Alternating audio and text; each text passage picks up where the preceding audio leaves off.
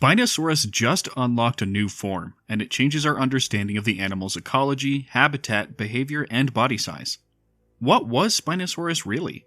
A gigantic megatheropod killer armed with adamantium claws? A squat knuckle-walking crocodile duck? A gigantic heron-like predator stalking the shallows? Perhaps it was a mixture of all of these. At any rate, a brand new discovery by paleontologist Paul Sereno and his team shakes up the constantly changing megatheropod all over again, by this time introducing an entirely separate species that dramatically expands the variation within the genus. Meet Spinosaurus mirabilis, the astonishing spine lizard.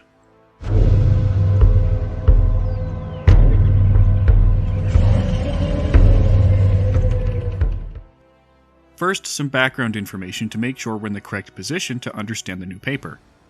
Spinosaurus aegyptiacus, the one we know and love, has had a convoluted history. Described in 1915 by German paleontologist Ernst Stromer, the North African giant was originally known only from jaw fragments, vertebrae, teeth, and gastralia from the Farac Formation, making the overall body plan of the animal anyone's guess. Reconstructions 100 years ago used tyrannosaurids to fill in the gaps, resulting in a towering carnivorous behemoth that would be right at home in a Harryhausen film. Unfortunately, further research on the holotype was doomed, as the fossils were destroyed during a bombing raid on Munich during the height of World War II. Yet not all hope was lost. In the 1980s, baryonyx was discovered, and the anatomical overlap allowed us to infer more about the anatomy of Spinosaurus itself. This led to the huge, long-legged terrestrial supercarnivore that many of us grew up with and was made popular by the Jurassic Park films. You remember, Spinosaurus, the indestructible death machine from Planet Dinosaur and Primeval, the edgy alternative to T-Rex. That narrative was only fueled by the discovery of giant fragments, like the large rostrum MSNM V4047 or the giant Enish MUK dentary. But everything changed when the Spino Nation attacked. In 2014, paleontologist Nizar Ibrahim, Paul Sereno, and their team unveiled new remains of Spinosaurus, another specimen that they called the neotype, or replacement for the holotype. It was a young adult, not quite fully grown at about 11.4 meters and 3.5 tons, and showed that the animal had shorter hind limbs than its close relatives would have indicated. The team proposed that Spinosaurus, rather than the towering killer of killers that the early 2000s depicted, was a semi-aquatic, knuckle-walking diving predator that actively hunted large fish in the water column of ancient rivers and lakes. This proposition was met with a mixture of skepticism, outrage, and excitement. Were the odd proportions due to the neotype being a chimera or a mixture of multiple species? Were they legitimate? What was the bizarre sale for? And, perhaps most importantly, did this invalidate all of the childhood videos of Spinosaurus rampaging to Lincoln Park? The debate continued for years. In 2020, Ibrahim's team revealed more material from the Spinosaurus neotype, including a paddle-like tail that demonstrated that the specimen was not chimeric thanks to all the materials matching up in position and size. They argued that this tail demonstrated a clear swimming ability, strengthening their stance on its nature as an active aquatic predator. A 2022 study looked at bone density to argue that Spinosaurus and baryonyx were likely semi-aquatic subaqueous hunters, while Suchomimus was more terrestrial. But not every paleontologist agreed with their interpretation of its ecology. Paul Sereno led a massive paper in 2022 simply titled "Spinosaurus is not an aquatic dinosaur." Simple, to the point. That study created a 3D model of the animal using CT scans of the neotype. They found that the 2014 reconstruction was not only too big compared to the fossil scans, but that the accurately scaled elements led to a center of mass more like a normal theropod than an animal that would be adapted for diving. They argued for an extremely lightweight Spinosaurus that was too buoyant to dive, with an overall body density of 0.85 kilograms per liter, barely higher than modern flying birds. That density has come under fire since the study was published, given Spinosaurus's clear lack of adaptations for powered flight. Or gliding flight, it has to be said. The drama doesn't stop there. 2023 saw a paper arguing that Spinosaurus was heavily pneumatic, meaning that its skeleton was filled with air sacs, even more so than its relatives Baryonyx and Suchomimus, and that those affected density far more than dense hind limbs. This would make it lighter proportionally than most theropods and make it very difficult to submerge in water. The mainstream hypothesis at this point was that Spinosaurus was a shallow water fish hunter unable to rapidly swim after prey in the water column, but perfectly capable of capturing fish like a stork or heron. Biomechanical research by Evan Johnson Ransom indicates that Spinosaurus focused on swift, lunging bites rather than high bite force, grabbing fish before they could react.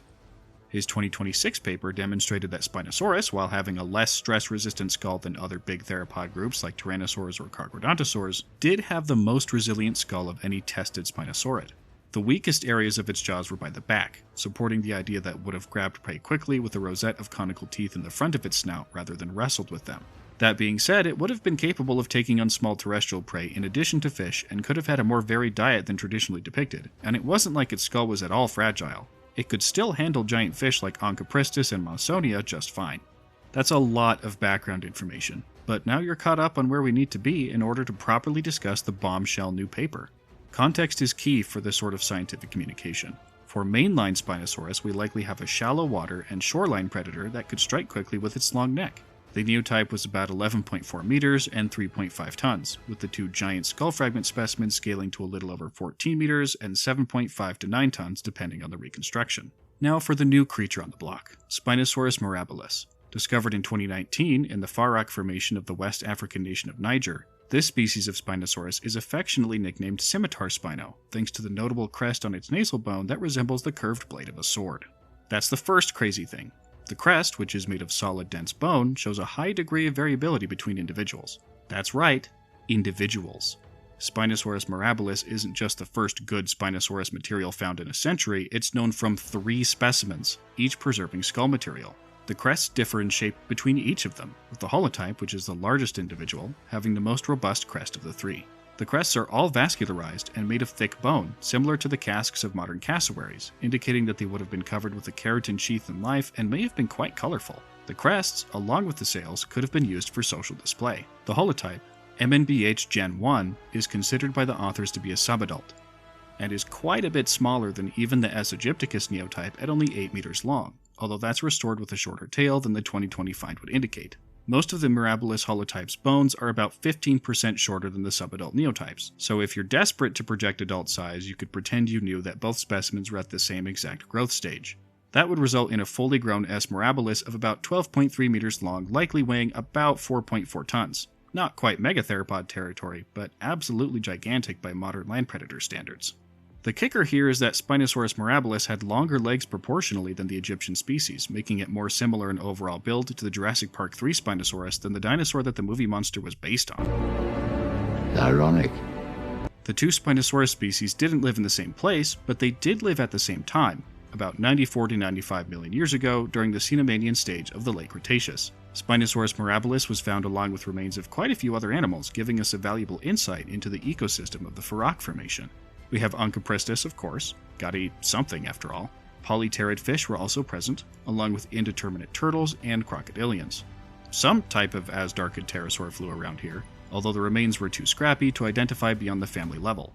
In dinosaur terms, Spinosaurus mirabilis was found alongside a new species of Rhopacosaurid, as well as a new titanosaur, both of which I expect Sereno's lab to be publishing on within the next 4 to 5 years. Non-Spinosaur theropod material was there as well, indeterminate abelosaurid, which is always nice to see, as well as, get this, a partial Carcharodontosaurus skull and post-cranial material. I can't wait to see how that informs our understanding of the charismatic, but quite fragmentary, megatheropod. The Farac Formation's location implies quite a bit about the ecology of Spinosaurus. The locality was at least 500 kilometers or 300 miles away from what would have been the nearest ocean in that stage of the Cretaceous, indicating that Spinosaurus mirabilis would have specialized in river wading and shallow water hunting rather than diving in large bodies of water. We were kind of reaching that conclusion for Spinosaurus aegyptiacus anyway, but given how similar the skeletons of the 2 species are, it seems likely that they were filling fairly similar niches in their respective environments. Functional morphology analysis found that Spinosaurus mirabilis was most likely to hunt in waters about 1.5 meters deep, wading through rivers and capturing fish with quick strikes. Its jaws, filled with interdigitating or interlocking conical teeth, were the perfect weapons for this lifestyle. So we have 2 main types of Spinosaurus as of February 2026. The northern coastal varieties with shorter legs that got to the 14-meter 8-ton ranges, along with the inland, long-legged 12-meter 4-ton Spinosaurus mirabilis, if you want to project an adult size.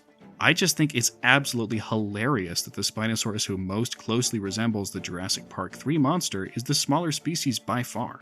Call it a brilliant case of evolutionary irony. Subscribe for more paleontology updates and make sure to comment with your thoughts about this new Spinosaurus species. What do you think the variation in the crest may represent? Don't forget to join the channel to receive early access to videos. I'm the Vividen, and I'll see you the next time one of paleontology's worst kept secrets finally goes public.